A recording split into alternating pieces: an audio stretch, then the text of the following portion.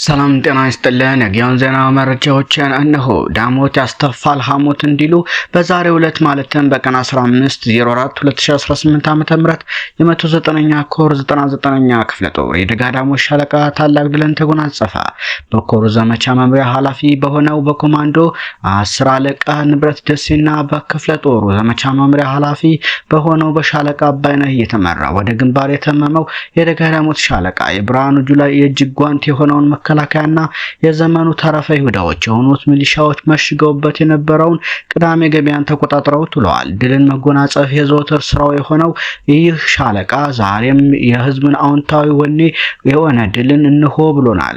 በጥበብ መምራትን ከአባታቸው ከጀነራል ዝናቡ የወረሱት 10 አለቃ ንብረት ደሴና አባይነህ በጥበብ ተራምደው የጥበብን ውጤት አሳይተውናል። ጥበብ ቤቷን ሰራች ማለት ይህ ነው።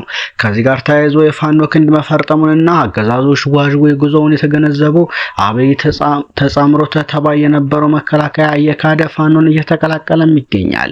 ለዚህም ማሳያ በቀን 15/04/2018 ዓ.ም ፈረስ ቤት ከተማ ላይ ተወሽቆ ከነበረው የመከላከያ ሰራዊት ውስጥ ሁለት መሰረታዊ ወታደሮች ሁለቱም እያንዳንዳቸው ጥቁር ክላሽ በመያዝ ወጥተው የደጋ ዳሞት ሻለቃን ተቀላቅለዋል። አድነው እንየው የተባለ መሰረታዊ ወታደር አንድ ጥቁር ክላሽና 91 ጥይት በመያዝ ንግሩ ደመቀ የተባለው መሰረታዊ ወታደር አንድ ጥቁር ክላሽና 110 ጥይት ይዘው በመውጣት ፋኖን የተቀላቀሉ ሲሆን ሁለቱም አንደኛ ሬጅመንት 3ኛ ሻምበል እንደነበሩም ገልጸዋል። በተያያዘም ያረጋ ከበደ ስብሰባ በመራዊ ከሽፏል።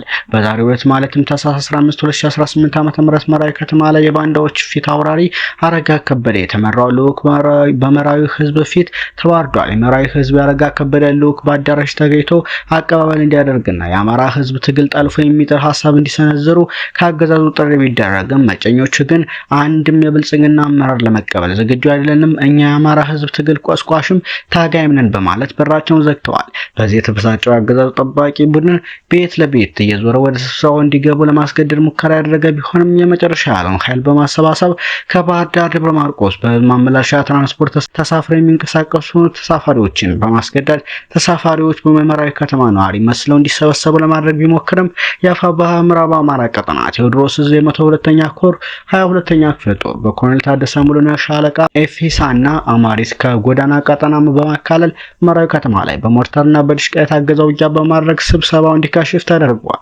በዚህም እቅዱ የከሸፈበት ቡድን ያገኘውን ሁሉ በኃይልና በዱላ ሰደፍ እየደበደበ የጤና መድን ክፈሉ፣ እናንተም የጨኞች የጽንፈኛው ቀንደኛ ደጋፊ ናቸው በማለት በተለይ ሴቶችን እያንገላታ እንደነበርም ለማረጋገጥ ተችሏል። የዛሬው ድል አፋብኃ ምዕራብ አማራ ቀጠና ቴዎድሮስ ዕዝ የመዋቅር ማሻሻያና ጦሩን በኮር የማደራጀት ስራ ሰርተን ባጠናቀቅንበት ማግስትና የስርዓቱ አገልጋዮች ሜጫ ላይ የተደራጀ የፋኖ አወቃቀር በተለይም በቀድሞ አጠራር ኮሎኔል ታደሰ ሙሉነህ ብርጌድ የሚባለው ኃይል ሙሉ በሙሉ ደምስሰን በትነዋል ብለው የተለመደ የተፈበረከ ዜናቸውን ከመስራታቸው ማግስት ማራዊ ላይ ገብቶ ያረጋ ከበደን ስብሰባ መበተንና ጠላትን ሙትና ቁስለኛ ማድረጋቸው ልዩ ያደርገዋል ሲል የአፋብኃ ምዕራብ አማራ ቀጠና ቴዎድሮስ ዕዝ 102ኛ ኮር 22ኛ ክፍለ ጦር ህዝብ ግንኙነት ኃላፊ ፋኖ ቴዎድሮስ ገልጿል። ሌላው የአባት አርበኞች ጦር ጥቃት ፈጸመ። በ201ኛ ኮር 74ኛ ክፍለ ጦር የናርጀና ወጋ ወረዳ የዲያጥባ ቀበሌ የአባት አርበኞች ጦር የገበሬውን የግል ጦር መሳሪያ ለመዝረፍ የተንቀሳቀሰውን የሚሊሻና አድማ ብተና ቡድን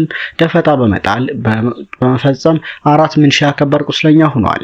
በዚህም የአባት አርበኞች ጦር ቁስለኛ ካደረጓቸው ሚሊሻ አባላት መካከልም ሞላ እንዳርጌ አባት ነው ኋላ ስለ አባት በቀለ ቢሰነብት የወጉ የተባሉ የብልጽግና ተላላኪ ሚሊሻ አባላት በደፈጣ ጥቃቱ በጠና ቆስለው ደብረ ወርቅ ሆስፒታል መግባታቸውም ተረጋግጧል። በአሁኑ ወቅት 74ኛ ክፍለ ጦር አባላትና የቀጠና አርበኞች ጦር ታሪክን በተግባር ሰርተው አርያ መሆናቸውንም አረጋግጠዋል። ሰሞነኛ መረጃዎች እነኚህን ይመስሉ ነበር።